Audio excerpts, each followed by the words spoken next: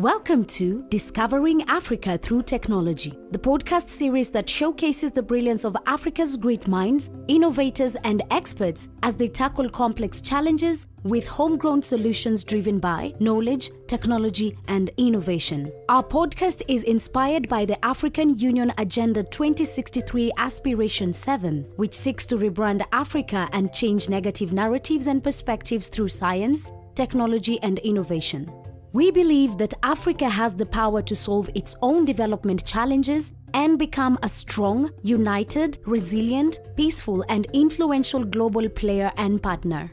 Join us as we explore the transformative potential of technology in Africa with your host, Razia Kulatain Mwanga, and learn from the experts driving change on the African continent. And today in the program, we celebrate the International Women's Day on investing in women, accelerate progress through recognizing and honoring feminist women, change makers who have done exceptional work to invest and accelerate progress in their careers and their spheres of influence.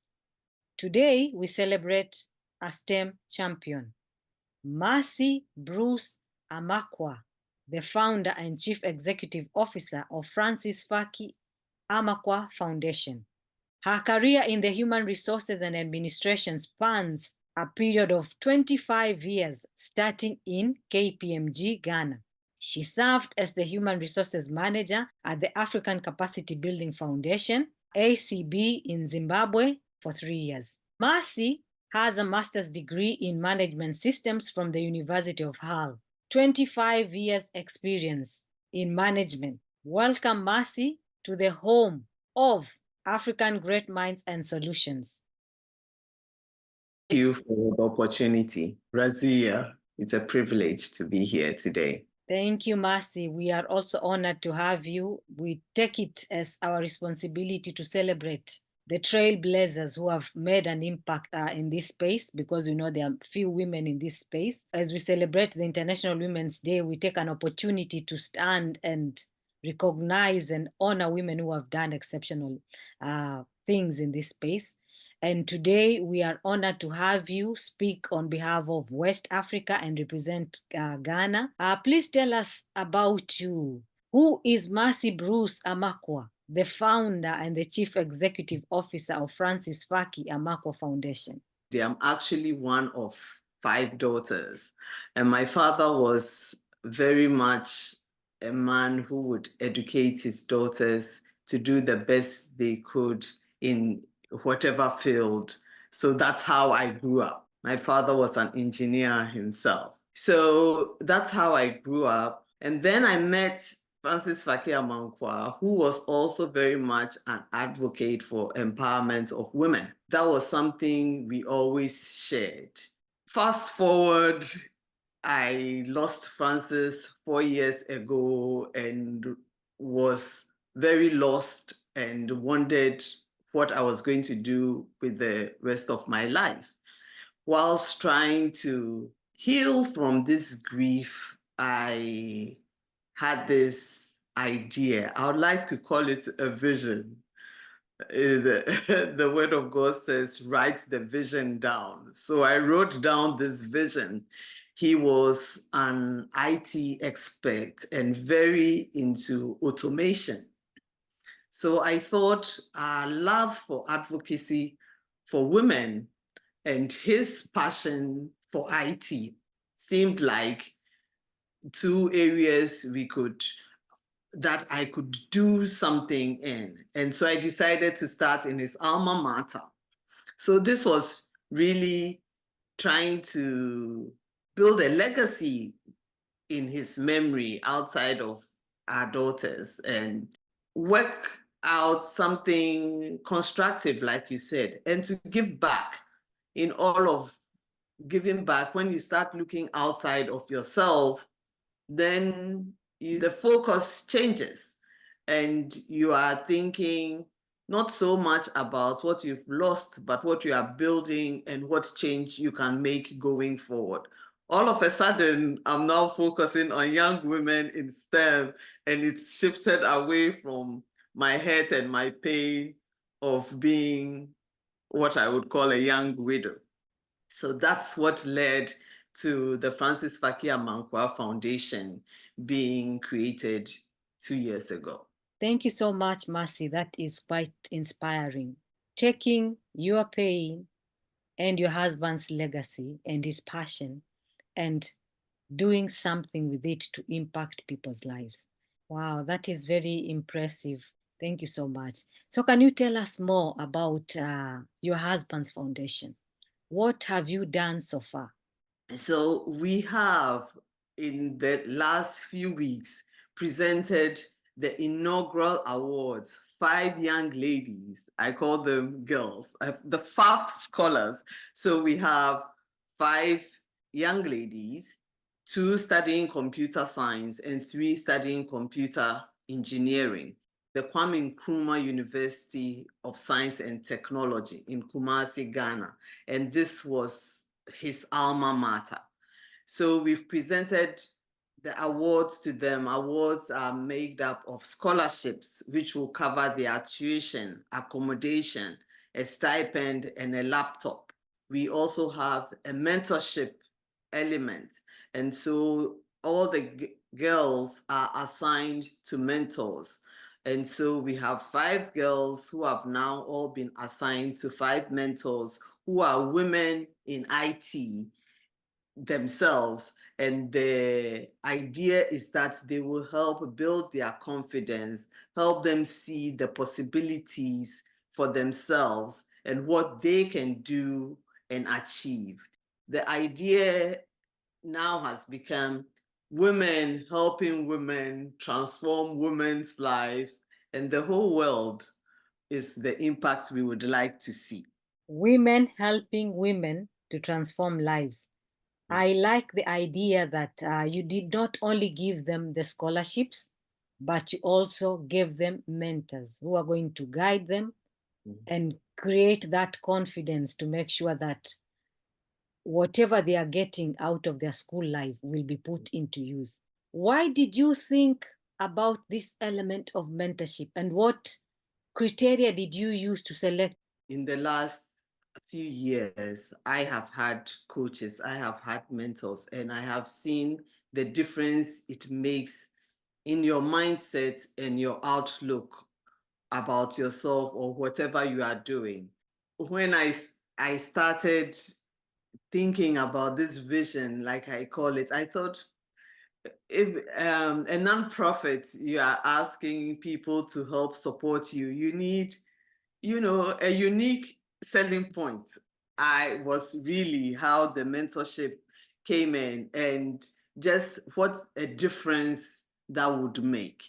So our initial selection has really been more of word of mouth. This is what we are doing. Do you know any ladies in this space who might be interested to help us? So we do have 5 mentors. We are now putting out requests, and I am thinking, depending on how many we get, we might expand that to women in STEM, not necessarily only women in IT for the mentors, but given that where we are starting, and we were able to get mentors, academia, in private practice, basically across board actually. And it was really finding one lady and saying, do you know any other ladies who might be interested in helping us with this project? And that's how we found them. Thank you again, Mercy. I love that idea of mentorship. Mentorship is very important because you find that we do not have a culture of mentoring our people. Most of us, when we grew up, we just discovered things. So mentoring these people from that early stage and pairing them with people who are competent will help them have more focus. Like you said, you have to write down the vision, believe on the vision, and work on the vision.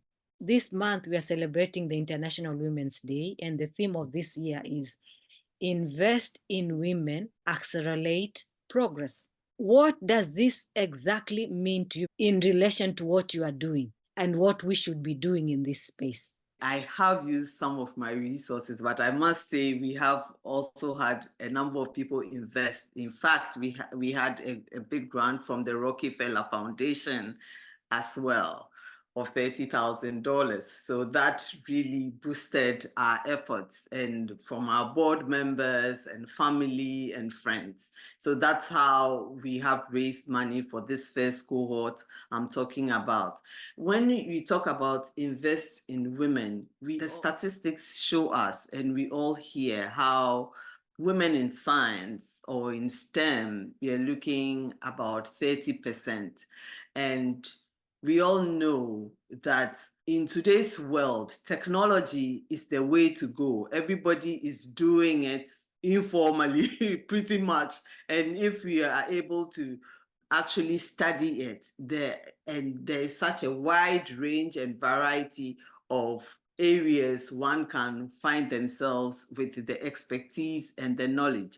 And when you invest in women, so our young ladies, bright, talented ladies who require financial assistance, this is what makes a change for them. So you transform their lives. Then they are women and who have the capacity to help their families, their communities, the world, but you help transform their lives, they transform other lives, and it's a knock-on effect. And when you talk about progress, we all want a world where you have the basic human rights.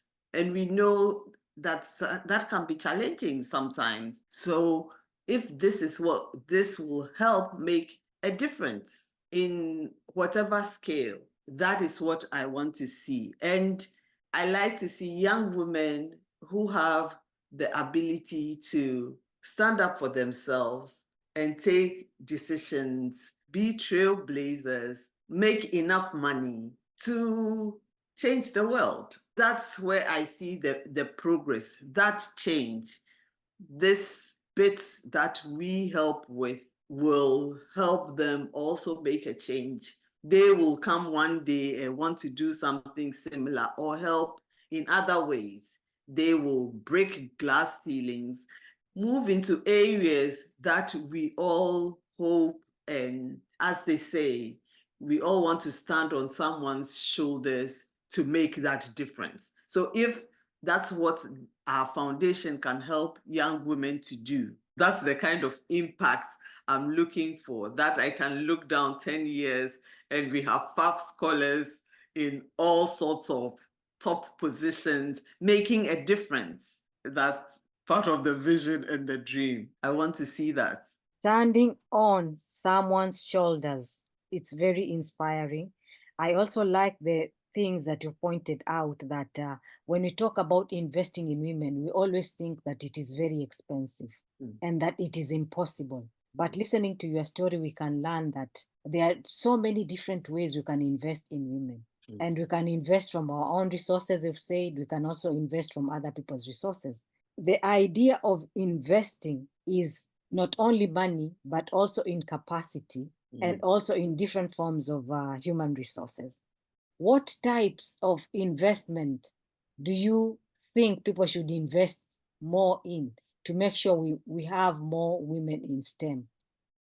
And how can we inspire people to buy into the cause and support this cause? The tendency to think this might be hard or difficult. And I must say, our girls, we select our girls from the second year. So FFAF scholars are going into second year. We took that decision because we wanted to be certain that indeed their interest is in computer science or computer engineering. We all know sometimes one takes a course to be able to get into university, or they start it and they may not necessarily want to. That may not be what they necessarily want to do. Some of us pick courses because of our parents. And so we are hoping that by we would have their first year results and they are going to the second year, they can say categorically that indeed I have the love and the passion for this area, because just having that is a high percentage of success. If you are doing something you love or you believe in, or that's where your passion lies, then you are doing it. Even if you find it difficult, you are willing to get through it. So that's what our belief is. And in terms of assisting women in STEM, I think maybe we might even go back to education is what transforms. And STEM has reduced number of women in that field, which is one of the areas, one of the reasons we went into that. But it's all education for us to get to the place where our communities are educated. And so their way of life is changed by that literacy, that knowledge, being able to take decisions that are based on facts, what they have learned, the changes they can make, the belief system, and knowing that they can do it.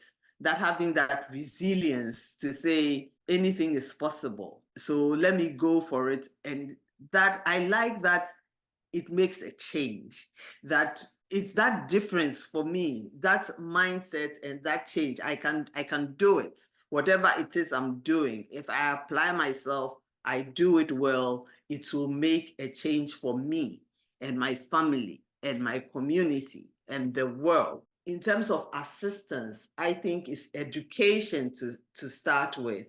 And then for me, the love of STEM and wanting to make a difference in such an area that we all know is what brings about innovation. Thank you so much again, Mercy. What are some of the things that you can celebrate in what you are doing? And also tell us about the challenges that you've gone through. In terms of celebrations, we are really at a fledgling state, and being able to see our FFAF scholars and to present them their awards was very, very heartwarming for me. We met with the university vice chancellor. She's called Professor Rita Dixon, and she herself is a woman of STEM. So you can imagine that this was very exciting for her to see us coming in and working in that space.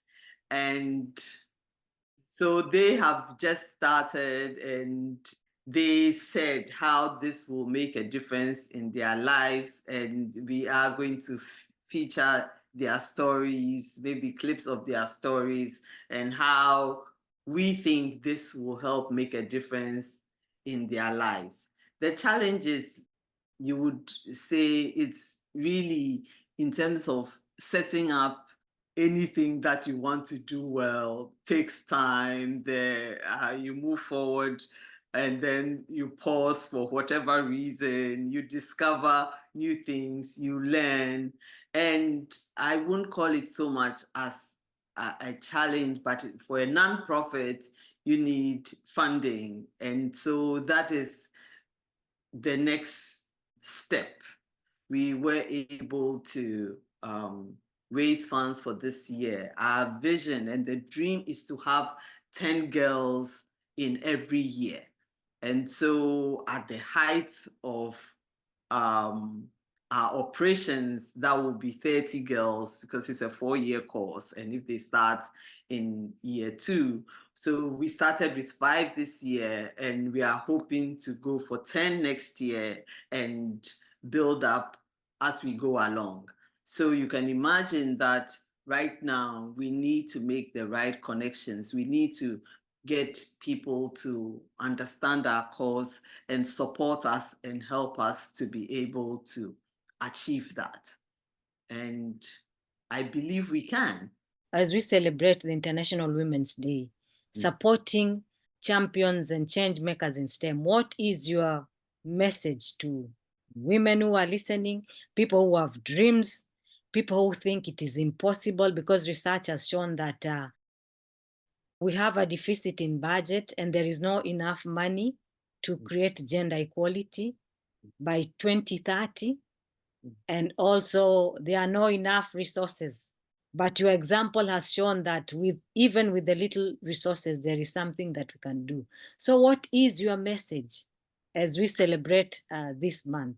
As we celebrate this month, I would say, first, if you have the dream, it's possible. You may not be able to start it on the scale you would want to move to, but you can start it. Like I said, I went with write down the vision and write it down and think about it, massage it, pray about it, talk to people about it. It's possible as long as you believe in what you want to do for the goodness of the world and to give back. If you believe that is something you are being led to, I think you should go ahead and do that. And as I listened in this month, I would say we are capable. And in terms of gender equality, I believe we all have a part to play and we can all do something in adding to that. In terms of support, the Francis Faki Amanquah Foundation, we think we can get support from women in Africa, women entrepreneurs, women-led organizations who believe women in STEM.